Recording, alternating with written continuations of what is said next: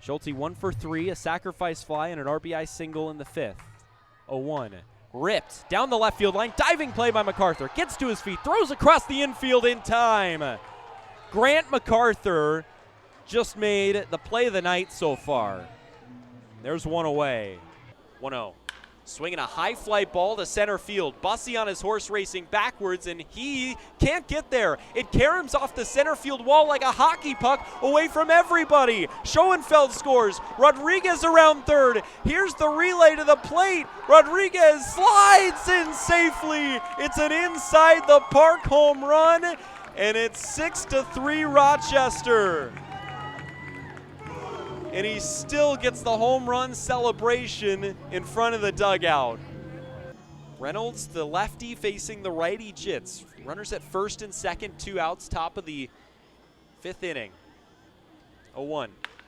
Swinging a soft line drive into right field, a base hit. Calvin comes up firing. They wheel home Richardson. The throw to the plate is in time. He's out. Reese Calvin with outfield assist number 5 on the year. And the lead is still 6-3.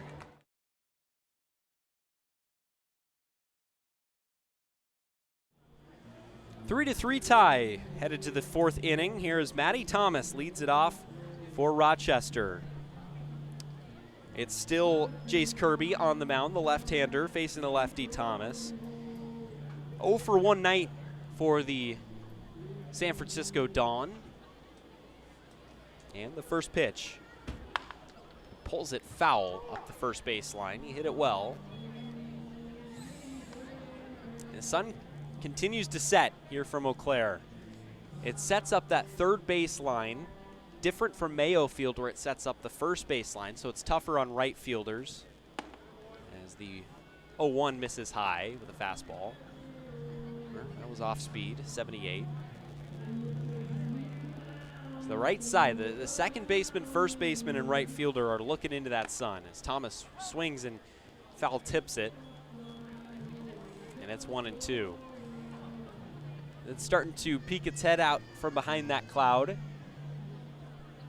And most of the infield is now submerged in shadows. The second base bag still in the sun. 1-2. Swing, and it's poked at down the left field line, and it falls foul into the Rochester bullpen. Briggs Richards gave chase, but couldn't quite get there. So now everybody makes the long walk back to their positions. Thomas was all the way at the first base bag. Now he collects the bat back from Grant MacArthur. 1-2. Eau Claire scored all 3 of their runs in the first inning, thanks in part to Brady Reynolds' 2 RBI single. The 1-2. Thomas watches a breaking ball miss in the dirt.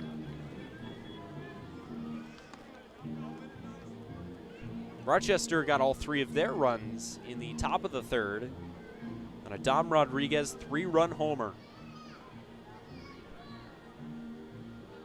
Thomas the lefty against the lefty Kirby. Here comes the 2-2. Kirby with a long pause. Now he starts the windup. 2-2. Swinging a tapper right in front of home plate. It's picked up nicely by Rivers, who throws to first in time. It was a bit of a swinging bunt, but it popped up right into Rivers' lap. He was able to wait for it to come back down and put Thomas away at first. 1 away. So here's the 7-hole hitter, Dean Carpentier, the Trojan of USC. 0 for 1 with a strikeout tonight. Rochester enters today overall 16-25, but 4-1 here in the second half. First pitch to Carpentier. Swinging a high fly ball into right center field. Bussey giving chase, and he makes the catch over the shoulder. My goodness, Reggie Bussey continues to impress out in center field. He has made a couple of just tremendous plays over the last couple of days. And against other center fielders, that's probably extra bases, but he gets on his horse and gets over it and tracks it down in the left center field gap. So now 2 away for Grant MacArthur. Digs into the right-handed batter's box. First pitch, swinging a high pop-up foul down the right field line. MacArthur 0 for 1 with a ground out to third in the second inning. 3-3 tie. Here's the pitch.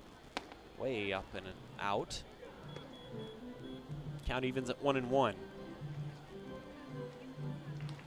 Kirby about to throw pitch number 69 on the night. Here it is. Way outside into the vacant left-handed batter's box. And it's 2-1. On the verge of his second 1-2-3 inning of the night. 2-1. Swinging a high fly ball to right. Reynolds back at the wall. Gone! It hits off the upper deck and the canopy that's protecting the people at the bar, and it's 4-3 Rochester. Grant MacArthur with some big opposite field power, and just like that, 2 home runs has gotten Rochester in front.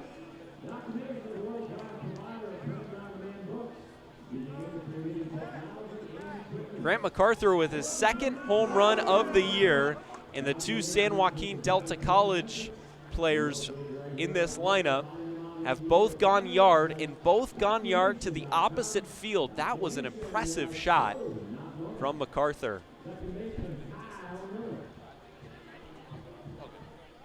92 miles an hour off the bat as Kyle Miller stands in and swings and misses the first pitch away.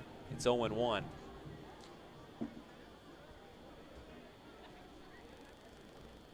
Swing and a miss, same pitch. 80 miles an hour. Miller struck out in the third. Now the game is very different than when he came up last time.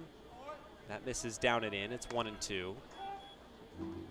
Came up in a 3-0 deficit for Rochester, and now he comes up with a 4-3 lead. 1-2. Swing and a miss. He got him with an elevated fastball, but not before Grant MacArthur jumps yard to the opposite field and gives Rochester a 4-3 lead. This is the Northwoods League Sports Network.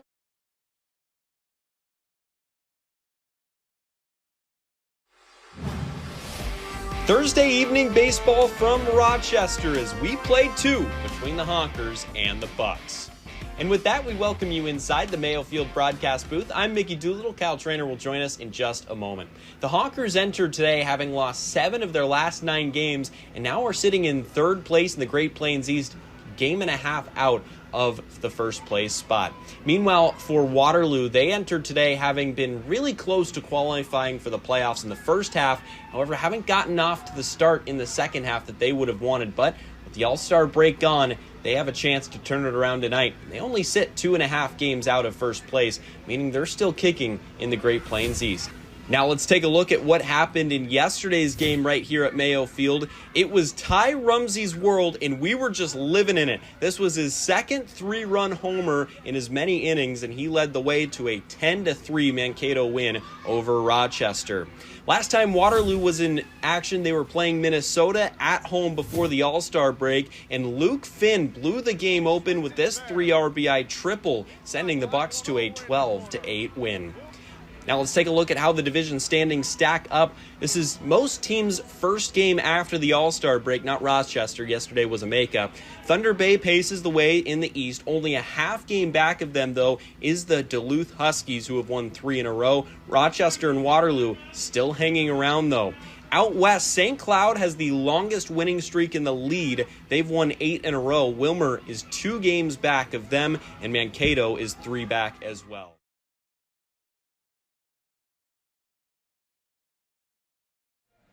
Here with our player of the game, Paul Schoenfeld, after a wild 13-11 Honkers victory. Paul, we were talking about this before. Have you ever played in a game like this? No, that was pretty crazy. A lot of home runs, a lot of bickering. It was a fun game. I had a blast. All of us outfielders were talking, and we had a blast today. So, yeah.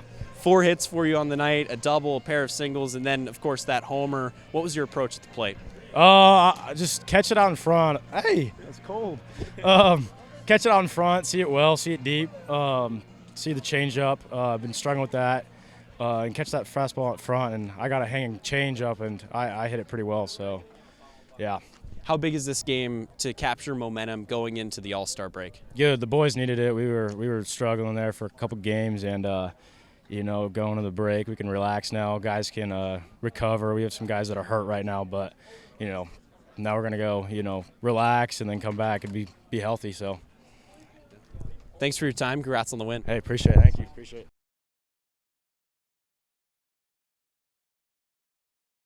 The Honkers have played in one nail-biting game and one not-so-close game. All that ahead on today's rundown. 2 nights ago, all looked lost for the Honkers, who looked like they were on their way to getting swept by Bismarck. They trailed 3-1 entering the 9th and were facing Eric Lynn, who had struck out all 4 Honkers hitters that he had faced. Reese Calvin did not strike out. He gave the Honkers hope with this home run, cutting the lead down to 1. But after Luca DiPaolo drew a 4-pitch walk, Andrew Kane did this. High drive to right. Oh my! Pushed it back at the wall. Gone! The next night, the Honkers were in lacrosse, and there were no shortage of runs. They plated 15 of them, and Calvin homered again. This was his 3rd in as many games. Dean Carpentier also homered, Augusto Mungarieta doubled home 2 runs, and Dom Rodriguez drove in 2 more. The Honkers ended up winning by 13 runs.